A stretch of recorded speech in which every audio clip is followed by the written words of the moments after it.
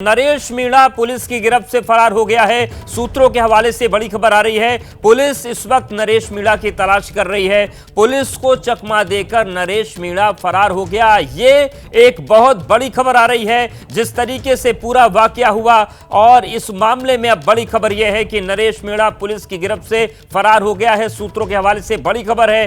Police अब नरेश मीणा की तलाशी कर रही है। तलाशी अभियान चल रहा है। जानकारी ये मिल रही है कि पुलिस को चकमा देकर नरेश मीणा फरार हो गया। एसडीएम को थप्पड़ मारने पर मीणा की गिरफ्तारी हुई थी। मनीष, क्या जानकारी मिल रही है सूत्रों के हवाले से? जी बिल्कुल अवेश, आपने सही कहा कि पुलिस को चकमा देकर गायब हो गया। भारी मात्रा में वहां पुलिस बल तैनात था। नरेश मीणा को पुलिस ने एक बार अपने घेरे में ले लिया, लेकिन जिस तरीके से महिलाओं के खिलाफ अभद्र टिप्पणी कर रहा था नरेश मीणा, उसने वहां पर भी एक महिला का सहारा लिया। एक महिला की जो कपड़े की चुनरी होती है, जिसको हम दुपट्टा भी कह सकते हैं, उसको ओढ़कर पुलिस को चकमा देकर वो मौके से फरार हो गया। यानी कि दिन भर पुलिस और प्रशासन को अधर रखने वाला एक महिला के वस्त्र का सहारा लेकर वहां से चला गया और पुलिस प्रशासन एक और निकम्मापन अपने खाते में दर्ज करवा गया। मनीष, लेकिन एक सवाल यहाँ उठता है कि नरेश मीणा चकमा देकर फरार हो गया या फिर उसकी फरारी के नाम पर सिस्टम में बैठा कोई व्यक्ति पूरी व्यवस्था को चकमा दे रहा है?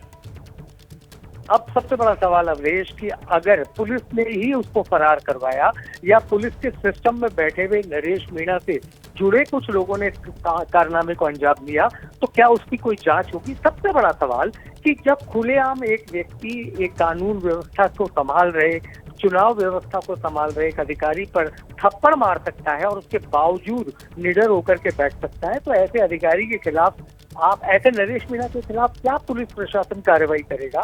नरेश मीणा ने चकमा दिया या नरेश मीणा को गांव के लोगों के समर्थन से वहां से भगाया गया, लेकिन सबसे बड़ा सवाल कानून व्यवस्था और पुलिस व्यवस्था संभाल रहे अधिकारियों पर ऐसे जिला कलेक्टर और एसपी को जवाब देना होगा कि आखिर कैसे एक व्यक्ति की वजह से पूरे जिले की कानून व्यवस्था सवालिया निशानों के घेरे में आ गई, और वो भी तब जब मुख्यमंत्री केवल कुछ 100 किलोमीटर दूर कोटा में एक शादी समारोह में है और इस वक्त भी मुख्यमंत्री भजनलाल कोटा सर्किट हाउस में है। लेकिन शायद लगता है कि उनके राज्य में, उनके शासन में पुलिस भी निकम्मी होकर काम बिल्कुल। और मनीष, और ये खबर हम उस वक्त में पढ़ रहे हैं जब इसी स्क्रीन पर कुछ पुलिस वाले चोटिल नजर आ रहे हैं। सवाल सीधा उठता है, जब इतना बड़ा मामला हो गया, इतनी फोर्स वहां पर पूरी तैनात दिख रही है, ऐसे में एक व्यक्ति वहां से भाग निकलता है, ये कैसे हो गया? पुलिस की क्या दलील है?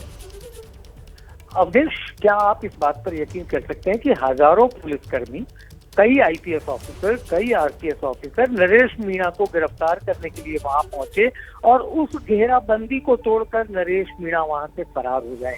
तो ऐसी पुलिस किस काम की जो एक व्यक्ति को गिरफ्तार नहीं कर सकती? उनके सुरक्षा घेरे को तोड़कर नरेश मीणा जो निर्दलीय प्रत्याशी है वो वहां से भाग जाता है। पूरे दिन पुलिस मूक दर्शक बनी रहती है, अपने ही एक साथी अधिकारी पर थप्पड़ खाते हुए देखती है, लेकिन एक एफआईआर तक नरेश मीणा के खिलाफ दर्ज नहीं की जाती। आरएएस एसोसिएशन अपना गुस्सा दिखाती है, लेकिन प्रशासन हरकत में नहीं आता। मनीष, एक सवाल और भी है कि जो नरेश मीणा अभी गिरफ्तारी की जो बात सामने आ रही है, इसकी गिरफ्तारी औपचारिक रूप से हो गई थी या फिर गिरफ्तारी से पहले ये फरार हो गया? गिरफ्तारी तो दर्ज नहीं हो पाई थी अवधेश, क्योंकि इसको मौके से उठाया गया था। पुलिस ने इलाके की लाइट्स जो है वो कटवा दी थी, इंटरनेट सेवाओं को बाधित कर दिया था ताकि इस तरीके की अफवाहें न बढ़े, और नरेश मीणा को वहां से उठाने की तैयारी थी और कुछ पुलिसकर्मी उन तक पहुंच भी चुके थे।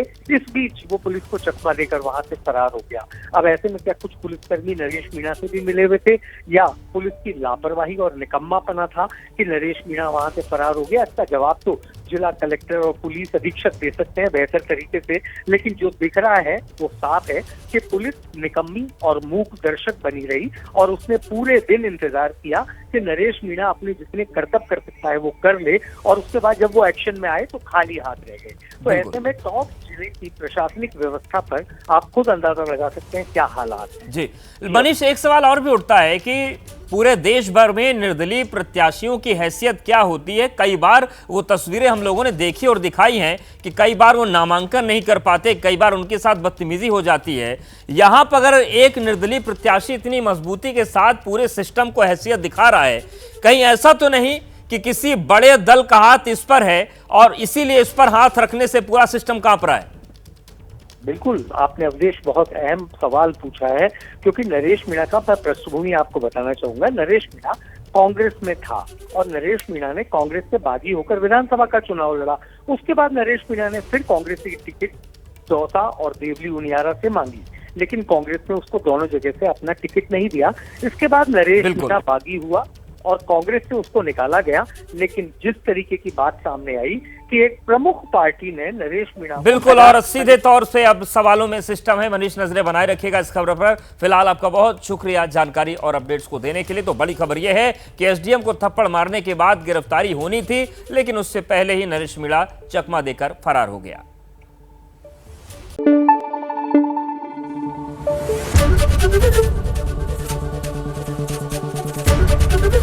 एबीपी न्यूज आपको रखे आगे।